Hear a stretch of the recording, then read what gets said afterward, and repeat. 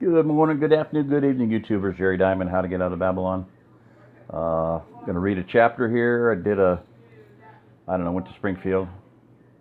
Brother here wanted to go in there and pick up a few things, so we did. Went to Bass Pro. What the heck.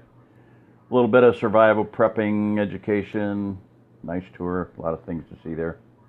So, anyway, gonna read her chapter, and then I might do another video on Pentecost. I didn't quite get finished with what I had on my heart last night, and one subscriber made a comment about to obey is better than sacrifice, and I'm like, that deserves a whole video all by itself. So maybe one of these nights I'll do that, or one of these days.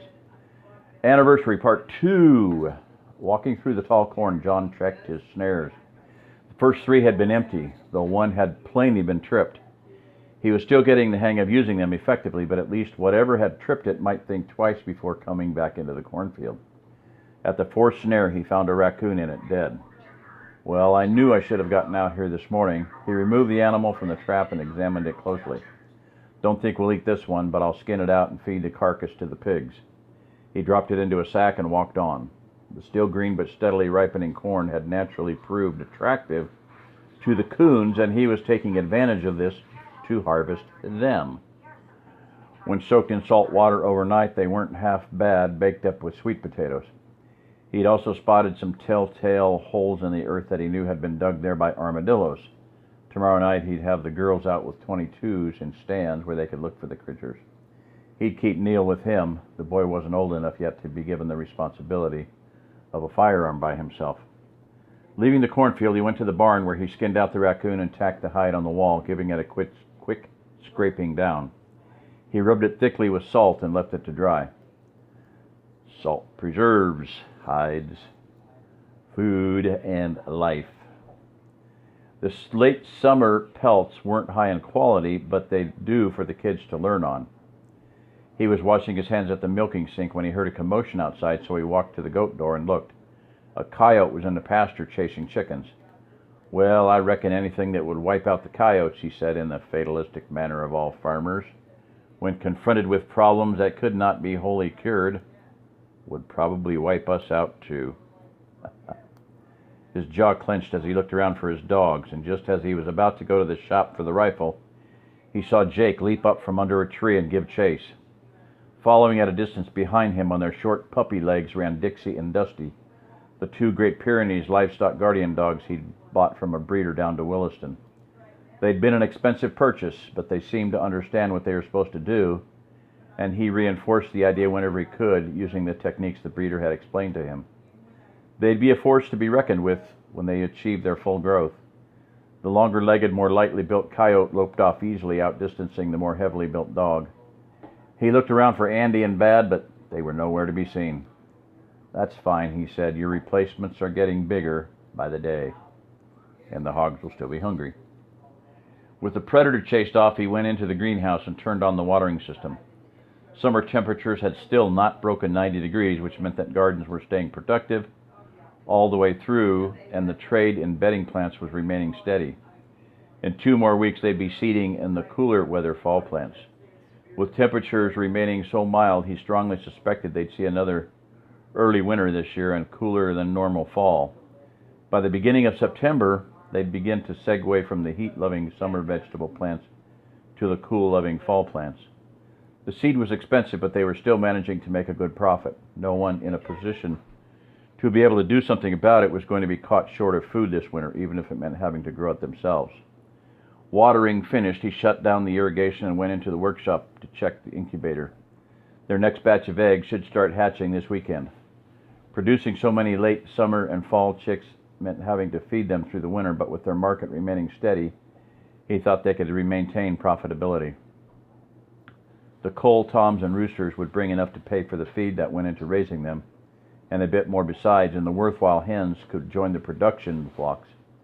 The goose project was coming along well too, and they really did seem to find most of their feed out of the pasture, orchard, and gardens.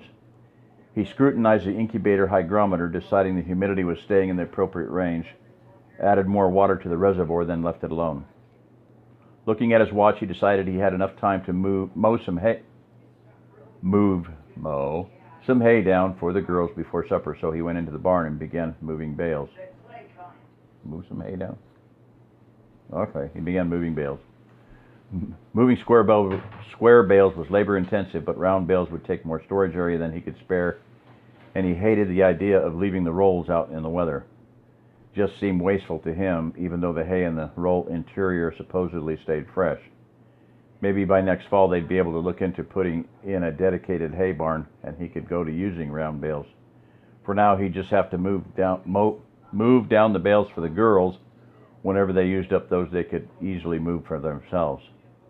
The farm bell rang out at supper call, so he left and went on into the house. He hung his hat on the hook inside the door and washed up at the kitchen sink. Anne came in from the living room where she'd been working on the family finances while the girls put supper together. Tonight would be pork chops in sour cream, hot biscuits, fried squash, field peas, and turnip greens with blueberry cobbler for dessert. All of it produced on the farm except for the white flour, salt, and some of the spices. He grinned as he looked it over and said, "You know, my grandfather used to say this about having lived through the Great Depression. They were flat broke, but so long as they had the farm, no one missed a meal. It was a hard life, but no one starved." There's plenty right now that can't say that. The family joined hands, and he gave the grace this night with more passion than was his usual wont. All right. Good night. This is Jerry Diamond with How to Get Out of Babylon. If you are listening to this, you are the remnant. What was this? Something I wanted to comment on or would have commented on? Snares, traps.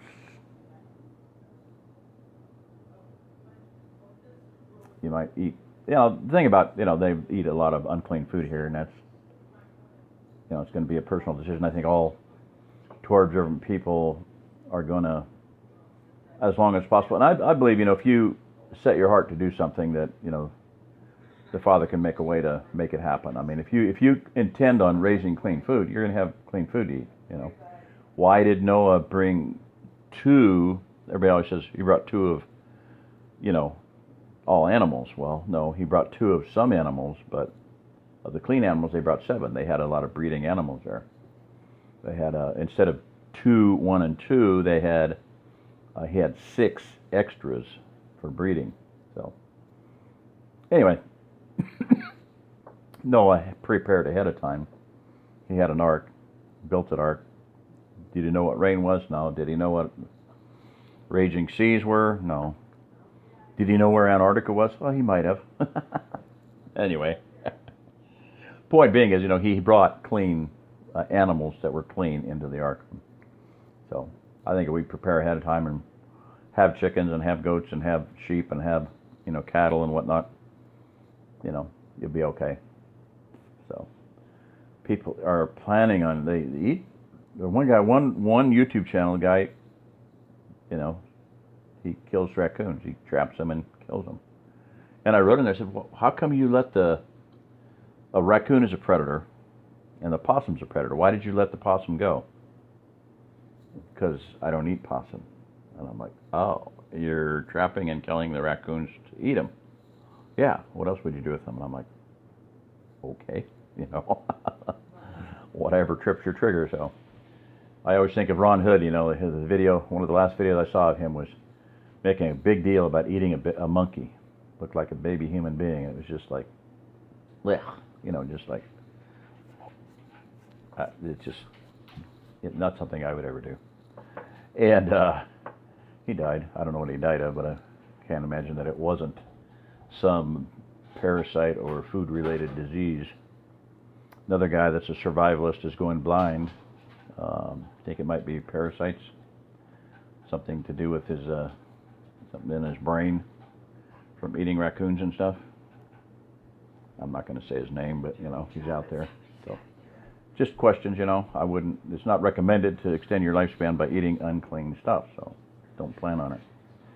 All right. One guy, a pastor who believes in pre-trib rapture, moved his church here to the Ozarks, and I went for a walk with him on the land they were buying, 400, 500 acres.